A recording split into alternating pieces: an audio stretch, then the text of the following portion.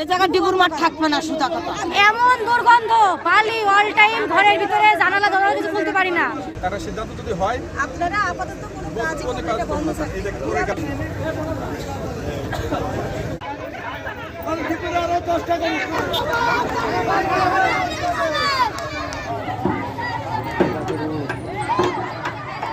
সমস্যা ধুলো বালির জ্বালায় মনে করো যে আজান শুনতে পাচ্ছি না, নামাজ পড়তে পাচ্ছি না, খাবার খেতে পাচ্ছি না, রুগী কয়টা বাঁচানো যাচ্ছে না, মুখ কতক্ষণ আটকে রাখে শোয়ানো যায়।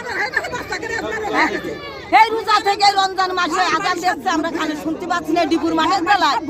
এই জায়গা ডিবুর মাঠ থাকবে না, সুতা কথা। আমাদের লেবারগুলো কোথায়? তারা সিদ্ধান্ত যদি হয় আপনারা আপাতত কোনো কাজ করবেন না, বন্ধ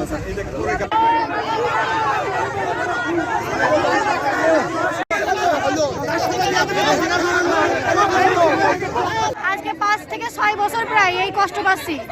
মানে এমন দুর্গন্ধ, বালি অল টাইম ঘরের ভিতরে, জানালা দরজা কিছু খুলতে পারি না, ভাত খাইতে পারি না, মানে ভাতের ভিতরে বালি কিস কিস করে।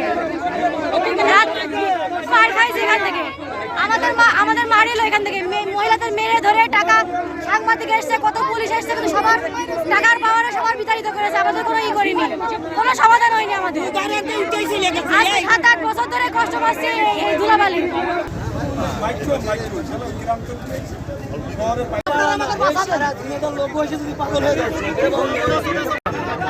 বিষয়টা হচ্ছে